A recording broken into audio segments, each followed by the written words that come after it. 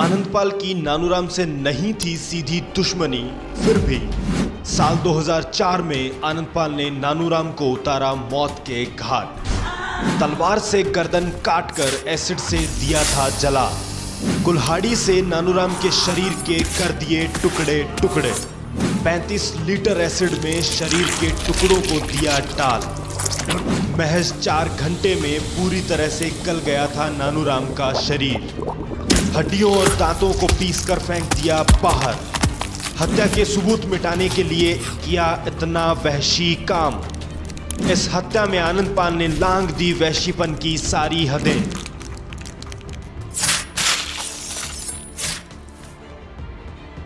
जैसा कि अभी तक गैंगस्टर पार्ट 5 में जाना कि आनंदपाल ने कैसे सोच समझकर जीवनराम गोदारा को 27 जून 2006 को मारा। आनंदपाल ने जीवनराम के सीने में कार्बाइन की सारी गोलियां उतार दी थी। आज गैंगस्टर पार्ट 6 में जानेंगे कि जीवनराम गोदारा हत्याकांड के अलावा एक ऐसा मामला और भी था जिसने आनंदपाल की छवि एक ऐसे क्रूर बदमाश के तौर पर बना दी थी जो बड़ी ही बेरहमी से अपने दुश्मनों को मौत के घाट उतार देता था। ये मामला था नानूराम हत्याकांड। अपने एक साथी का बदला लेने के लिए मार्च 2004 में आनंदपाल ने न केवल नानूराम की तलवार से गर्दन काटकर हत्या कर दी, बल्कि उसके शरीर के टुकड़े टुकड़े कर एसिड से जला दिया। साल 2004 में नानूराम हत्याकांड के बारे में जिसने भी सुना उसकी आत्मा कांप उठी। नानूराम से आनंदपाल की कोई सीधी दुश्मनी नहीं थी। विवाह डीडवाना के पास सागुबड़ी गांव में हुआ था।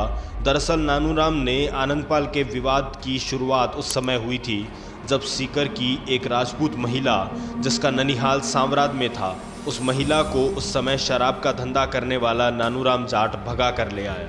निमोद में एक विवाह समारोह में भगवान सिंह नाम के एक व्यक्ति ने महिला पर टिप्पणी कर दी। इसकी शिकायत करने पर नानूराम ने भगवान सिंह के साथ मारपीट की। मारपीट के दौरान बर्छी हथियार से भगवान सिंह के पिता की हत्या हो गई। अब अपने पिता की हत्या का बदला लेने के लिए भगवान सिंह ने आनंदपाल से मदद मांगी। इससे पहले आनंदपाल की फरारी काटने में भगवान सिंह ने भी उसकी मदद की थी। मार्च 2004 को एक मुखबिर से आनंदपाल को पता चला कि नानूराम किशनगढ़ में है, जहां आनंदपाल और भगवान सिंह ने अपने साथियों के साथ नानूराम को उठा लिया और किशनगढ़ के पास रशीदपुरा में भगवान सिंह के घर ले आए। यहाँ पहले भगवान सिंह के सभी परिजनों ने मिलकर नानूराम की पिटाई की। इसके बाद आनंदपाल, भगवान सिंह और अन्य भाइयों ने मिलकर नानूराम के हाथ पैर बांध उसे छत पर पंखे से लटका दिया। भगवान सिंह और उसके भाइयों ने तलवार से नानूराम की गर्दन पर वार किया, लेकिन गर्दन धड़ से अलग नहीं हुई। तब तलवार ली आनंदपाल ने अपने हाथ में और उसके बाद सिर्फ एक बार से गर्दन धड़ से अलग कर दी। इसके बाद भगवान सिंह और उसके भाइयों ने कुल्हाड़ी से नानूराम के शरीर के टुकड़े टुकड़े कर दिए और 35 लीटर एसिड में डाल दिया। 4 घंटे में नानूराम का शरीर पूरी तरह से गल चुका था। उसकी बची हुई हड्डियों और दांतों को पीस कर फेंक दिया गया। आनंदपाल का खूनी खेल यहीं खत्म नहीं हुआ। सबूतों को पूरी तरह से मिटाने के लिए एसिड के जर्किन को जीप में रखकर कुचामन की तरफ रवाना हुए और करीब 15 किलोमीटर तक एसिड को बिखेर दिया। इसके बाद मानो कुछ हुआ ही नहीं। वापस भगवान सिंह के घर पर जाकर आनंदपाल रहने लगा। 2 साल तक इस मामले में आनंदपाल का हाथ भी था। इस बारे में पुलिस को कोई जानकारी नहीं थी, कोई मुकदमा दर्ज नहीं हुआ था। लेकिन एक दिन भगवान सिंह ने शराब के नशे में पिता की हत्या के बदले की बात कह दी। नानूराम की हत्या के बाद में 4 सितंबर को नागौर के मौलासर थाने में मुकदमा दर्ज हुआ। यह आनंदपाल के खिलाफ दर्ज होने वाला 24वां मुकदमा था। इसके बाद साल 2012 तक आनंदपाल के खिलाफ कई मामले दर्ज हुए।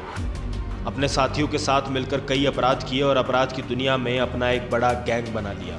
लेकिन उसकी दूसरे बड़े गैंग सीकर राजू ठेठ के साथ दुश्मनी जारी थी। साल 2012 में आनंदपाल राजू ठेठ को मारने की योजना बनाने लगा। इस काम के लिए उसने मदन सिंह नाम के बदमाश को राजू ठेठ की मुखबिरी पर लगाया। 13 नवंबर 2012 को आनंदपाल अपने साथी दातार सिंह और मदन के साथ फागी तहसील के एक फार्म हाउस पर आकर ठहरे। यहाँ एसओजी एटीएस की टीमों ने उसे गिरफ्तार कर लिया। इसके बाद उसे बीकानेर जेल में भेजा गया, जहां राजू ठेठ गैंग की ओर से करवाई गई फायरिंग में उसका साथी बलबीर बानोड़ा मारा गया।